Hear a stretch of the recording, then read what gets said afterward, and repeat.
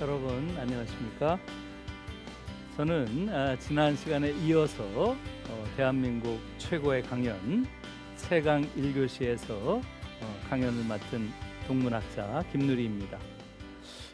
지난 시간에는 주로 한국 교육이 어떻게 바뀌어야 되는지, 특히 이 포스트 코로나 시대라고 하는 코로나 이후의 시대에 한국 교육에 있어서 바뀌어야 될 것이 무엇인지 하는 이야기를 말씀드렸죠. 그래서 이제는 경쟁 교육에서 연대 교육으로 바뀌어야 된다고 하는 것, 이제는 생태 교육이 대단히 중요하다고 하는 것, 그리고 민주주의 교육이 아주 중요하다 하는 이러한 이야기를 개략적으로 말씀드렸고요.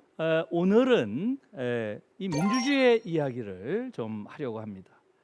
민주주의라는 것이 사실은 한 사회에서 가장 중요한 사회의 질적 구도를 만드는 게 민주주의인데, 여기에 대해서 사실은 우리 사회에서는 깊이 있는 성찰과 논의가 되지 않고 있고요. 또 이 민주주의를 교실에서부터 시작을 해서 민주시민 교육을 제대로 수행하는 것이 한 사회의 성숙을 위해서 결정적으로 중요한 사안이라고 하는 것, 이것을 오늘 집중적으로 좀 말씀을 드리고자 합니다. 오늘의 강연 주제는 민주주의를 다시 생각한다입니다.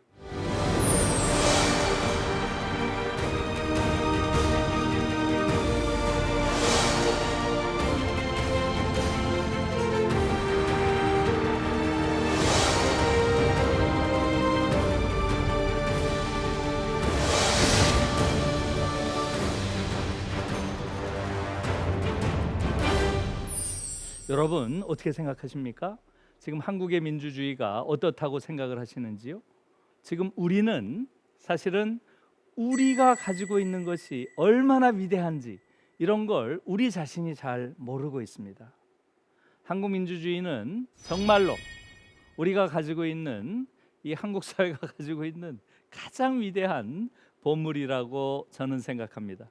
그런데 정작 우리 자신이 우리가 얼마나 대단한 보물을 가지고 있는지 그걸 잘 모르는 것 같아요. 여러분, 우리가 지난 4.19 혁명을 한번 생각해 봅시다. 1960년에 4.19 혁명이 있었죠. 거기에 대해서 지금 오히려 한국 사람들이 그 의미가 얼마나 대단한 것인지를 제대로 인지하지 못하고 있습니다. 많은 세계인들이 이 4.19 혁명이라고 하는 것은 20세기에 제3세계에서 일어난 가장 위대한 민주혁명 중에 하나다, 이렇게 평가를 하고 있어요. 그리고 아시아 민주주의의 아주 대표적인 전환점을 이룬 혁명이라고 이야기를 합니다. 그런데 정작 우리 자신은 이게 이렇게 대단한 역사적 평가를 받고 있는 것인지에 대해서 그다지 깊게 인식을 못하고 있습니다. 그 이후에 있었던 군사 독재 하에서의 그러한 민주혁명들, 이것을 저는 연속혁명이라고 부릅니다. 부마 항쟁, 광주 민주화운동, 그 다음에 87년에 60항쟁, 그리고 2016년에 있었던 촛불혁명에 이르기까지 이 연속적인 4번의 민주화운동은 군부 독재와 연속적으로 싸워온 일종의 연속혁명의 성격을 지닌 것입니다. 다시 말하면 민간 독재로부터 한국 사회를 민주주의로 전환시킨 그런 4.19 혁명이 있었고, 군사 독재 30년 동안 연속 혁명을 통해서 한국 사회는 또 군사 독재로부터 넘어서는 이러한 위대한 민주주의 역사를 가지고 있었던 것이죠. 거기에 대해서 우리 스스로가 얼마나 훌륭한 민주주의 역사를 가지고 있는지에 대한 자부심을 가질 필요가 있다고 생각을 하고요. 또 그러나 그럼에도 불구하고 동시에 우리의 민주주의가 여전히 상당히 취약한 면을 가지고 있다라고 하는 것, 이 부분은 무엇을 의미하는지, 이러한 이야기들을 오늘 하면서 이러한 문제를 극복해내기 위해서는 결국은 교실에서부터 우리 아이들 하나하나를 아주 성숙한 민주주의자로 잘 길러내서 그 아이들이 강한 자, 존엄한 정체성, 이런 것들을 가진 아이들로서 성숙한 민주주의자, 민주시민이 되도록 길러내는 것이 우리 교육의 가장 중요한 과제 중에 하나다. 이 이야기를 해보고자 합니다. 저 화면에 보이는 게 뭐죠? 예, 여러분들 기억이 나시죠? 이게 바로 2016년 12월 3일 날의 장면입니다. 저는 12월 3일 날을 제가 이렇게 기억하고 있는 이유는 이날 자체가 저는 대단히 역사적인 날이라고 생각하기 때문입니다. 이 자리에 모인 시위 군중이 대체로 250만에서 더 많이 잡는 경우는 300만까지 잡았습니다. 제가 실제로 이날 이 자리에 있었는데요. 이날 제가 가서 본 바로는 야, 정말 한 300만이 모인 게 아닌가 이런 느낌을 가졌습니다. 저쪽에 정동에서부터 저기 보신각 종이 있는 데까지 거의 꽉 찼으니까요. 여러분, 제가 민주주의의 역사에 관한 이런저런 책들을 많이 봤지만 사실 단일 집회에서 300만이라고 하는 어마어마한 군중이 모인 집회는 제가 처음 봤습니다. 아마도 이 집회가 인류 역사상 가장 대규모의 군중이 단일 집회에서 모인 그러한 집회가 아닌가 싶습니다. 그렇다면 정말 역사적인 날이겠죠.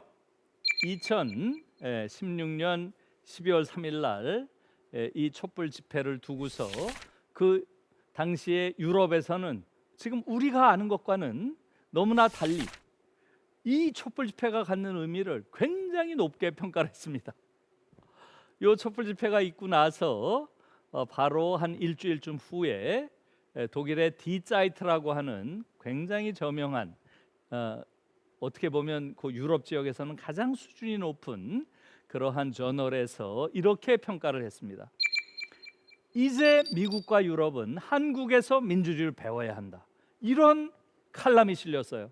제가 그 칼럼을 읽으면서 정말로 자랑스럽게 생각을 했습니다.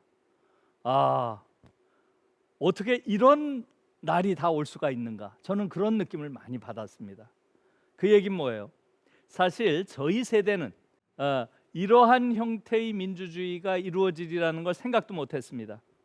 여러분, 우리는 대학교 다닐 때, 저는 개인적으로 대학교 내내 군사 독재자들의 그러한 치하에서 대학을 다녔습니다. 박정희, 전두환, 노태우라고 하는 이런 군인들이 지배하는 시대에 대학을 다녔기 때문에 저희들은 한국 민주주의를 바라보는 관점이 젊은 세대와는 조금 다릅니다.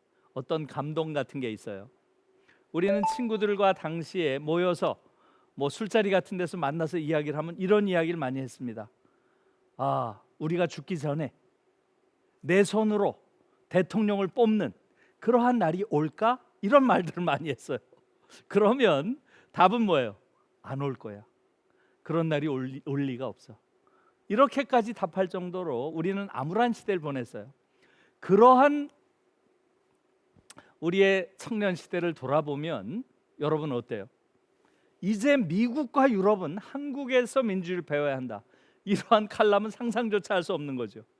정말 놀라운 이야기고 저는 이것이 우리 사회가 얼마나 훌륭한 사회로 도약했는지를 보여주는 단적인 사례라고 생각합니다. 왜 이런 칼럼이 나왔겠어요? 당시에 전 세계가 민주주의의 위기를 이야기하고 있었습니다. 민주주의의 위기. 그 얘기가 뭐겠어요? 그 당시에 미국에서는 트럼프라고 하는 전대미문의 아주 독특한 인물이 대통령이 되는 그야말로 하나의 사고가 일어난 것이고요. 프랑스에서도 마찬가지입니다. 마린 르팽이라고 하는 극우주의자가 결선 투표까지 올라갔어요. 그러니까 여러분, 우리가 근대 민주주의를 이야기할 때는 무엇을 근거로 이야기를 합니까? 미국의 독립선언, 프랑스의 인권선언, 이것이 근대 민주주의를 집약하고 있는 근대 민주주의의 원천에 해당되는 가장 중요한 문건이죠. 다시 말하면 미국과 프랑스가 근대 민주주의의 어떤 발원지라고 우리가 이야기를 하는데 그 두 나라가 완전히 위기에 처해 있는 거예요. 게다가 2015년을 전후한 시기에 시리아 난민들이 막 유럽으로 몰려오면서 유럽 전체가 극우주의 파퓰리스트들에 의해서 막 정치 지형이 동요하고 동유럽 전체가 극우 정당이 상당한 영향력을 행사하는 이러한 지경이 되니까 어떤 말이 나왔겠어요? 아, 이제 민주주의 시대가 끝나는가? 민주주의는 이제 위기에 처하는가? 이런 분위기가 전 세계를 지배하고 있던 이런 상황에서 유라시아 대륙의 맨 끝, 동쪽 끝, 그 대한민국이란 국가의 광화문이라고 하는 이러한 곳에서 너무나 성숙한 민주주의의 촛불이 막 타오르고 있는 거예요. 그리고 저쪽에 유럽에서 볼 때 경이롭게 보이는 거예요. 게다가 거의 300만 명이 모였는데도 일체의 폭력 행위가 없고 너무나 평화롭고 성숙한 그러한 집회를 펼쳤던 것이죠. 그것을 보고서 유럽 사람들이 아, 이제는 한국에서 민주주의를 배워야 한다, 이런 말까지 나올 정도로 우리의 민주주의는 높이 평가를 받는 것이죠. 또 여러분 한번 생각해 보세요. 여러분들도 아마 보셨을 거예요. 아시아에서 민주주의를 요구하는 그러한 시위가 벌어질 때마다 한국 민주주의가 하나의 아시아 민주주의의 전범, 모델로서 늘 소환됩니다. 여러분 보셨죠? 홍콩에서, 대만에서, 최근에는 방콕에서, 태국 방콕에서 민주화 운동이 벌어질 때마다 계속 한국 민주주의가 가장 대표적인 모범 사례로 일컬어지고 있습니다. 특히 홍콩을 보니까 어때요, 여러분? 홍콩에서 놀라운 걸 아마 보셨죠? 홍콩에서 막 민주화 시위를 할 때 이무리한 행진곡을 부르잖아요. 이무리한 행진곡을. 어떤 사람은 심지어 한국말로 그걸 불러요. 정말 놀랐습니다.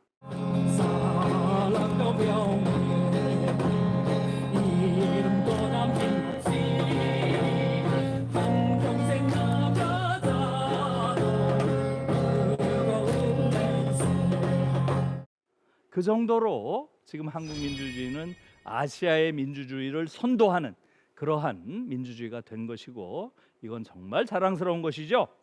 요 무렵에 이제 그 독일에서도 한국 민주주의를 굉장히 중요한 그러한 사례로 보도를 많이 했습니다. 그래서 이때 저는 독일의 일방송 ARD라고 하는데요, ARD라고 쓰는 이러한 국영 일방송 TV에서 몇 번 인터뷰 요청을 해서 제가 인터뷰를 한 적이 있습니다. 그때 제가 이렇게 얘기를 했어요. 지금 이 촛불 집회가 의미하는 것은 한국 민주주의가 얼마나 위대한지 그것을 보여주는 것이다. 그러면서 너무 신나가지고 막 이렇게 얘기를 했어요. 우리는 우연히 이런 일이 생긴 게 아니다. 우리는 민주주의의 오랜 빛나는 전통을 가지고 있다.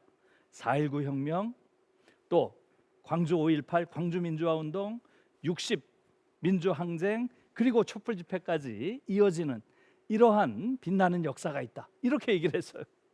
그런데 제가 그렇게 이야기를 하면서 동시에 아, 내가 하는 말이 좀 모순돼 있구나, 이런 것도 느꼈어요. 왜 그랬겠어요? 위대한 민주주의의 역사를 가지고 있다는 말이 뭐예요? 4.19, 5.18, 60 촛불로 이어지는 이 전체의 과정이 위대한 역사라고 하는데, 사실은 민주주의의 역사가 위대하지 않은 게 낫죠. 차라리 그냥 4.19로 끝났으면 그 민주주의 상태가 갔을 거 아니에요. 위대한 민주주의의 역사를 가졌다는 말이 모순적이라는 걸 제가 말하면서 깨달았어요. 그 얘기는 뭐예요? 우리의 민주주의가 대단히 취약했다는 이야기죠. 4.19가 결국은 5.16에 의해서 짓밟혔고요, 그 다음에 5.18도 짓밟히게 되는 거죠. 일련의 그런 과정이 있었다는 것을 이야기하는 거죠. 왜 우리 민주주의는 이렇게 취약하죠? 이제 우리가 물어야 되는 것은 왜 우리의 민주주의는 이렇게 끝없이 군사 독재의 야만으로 퇴행했는가? 그 원인을 근본적으로 묻고 이제는 성숙한 민주주의 국가로 성장하지 않으면 안 된다라고 하는 이러한 부분에 대한 성찰이 필요하다는 거예요. 자, 저는 이 부분에 대해서 많은 성찰을 하다가 이러한 결론에 도달했습니다. 다시 말하면 이거예요. 한국에서 민주주의가 이렇게 약한 이유는 광화문 광장에서 우리가 막 민주주의를 외치지만 지하철 타고 집에 가요. 집에 가면 갑자기 바뀌는 거죠. 집안에 들어가서는 완전히 권위주의적인 그러한 가부장적인 그러한 가장이 되는 거예요. 그리고 그 다음 날 학교에 가서는 아이들을 완전히 쥐잡듯이 들볶는 그런 권위주의적인 교사가 되고, 혹은 회사에 가서는 갑질을 일삼는 그런 상사가 된다면 민주주의 어디서 하지요? 민주주의 어디서 해요? 다시 말하면 저는 한국 민주주의의 아주 결정적인 결함은 민주주의자 없는 민주주의라는 거예요. 우리 자신이 민주주의자가 되지 않는 한 결코 아주 견고한 민주주의 체제를 만들 수 없다. 한국인들 하나하나가 다 성숙한 민주주의자가 돼야만 더 이상 군사 독재의 악몽에서 더 이상 우리가 헤매지 않는 성숙한 민주사회가 될 수 있다 하는 말씀이죠. 이해하셨죠? 예, 이게 굉장히 중요한 것이죠. 그래서 그와 관련해서 제가 한 가지를 좀 보여드릴게요. 요 그림은 다 지금 마스크를 하고 있죠. 잘 보니까 여러분 잘 보시면 아시아나 항공 사무원들이 집회를 하는 것이죠. 이것도 광화문에 나와서 집회를 하는데, 그 전에 있었던 촛불 집회와 무엇이 다르죠? 가면을 쓰고 있다는 게 다른 점이죠. 예, 그래서 저는 이것을 가면 민주주의란 말을 만들어 봤어요. 한국의 민주주의는 가면 민주주의가 아닌가. 다시 말하면 대통령을 비판할 때는 가면 없이 이야기하지만 사장을 비판할 때는 가면을 써야 이야기를 해요. 이것이 뜻하는 게 뭐죠? 지금 한국 사회는 이제 광장에서 대통령은 비판할 수 있지만 내 일터에서 사장은 비판할 수 없는 사회라는 거예요. 다시 말하면 광장의 민주주의와 일상의 민주주의가 괴리되어 있다는 거죠. 이게 지금 한국 민주주의의 결정적인 결함이라고 하는 것입니다. 다시 말하면 우리가 제도로서의 민주주의는 어느 정도 성취했지만 태도로서의 민주주의, 태도로서의 민주주의는 아직 갈 길이 먼다는 거예요. 우리가 일상에서는 여전히 파시즘적 사회에 살고 있다는 거죠. 일상의 파시즘.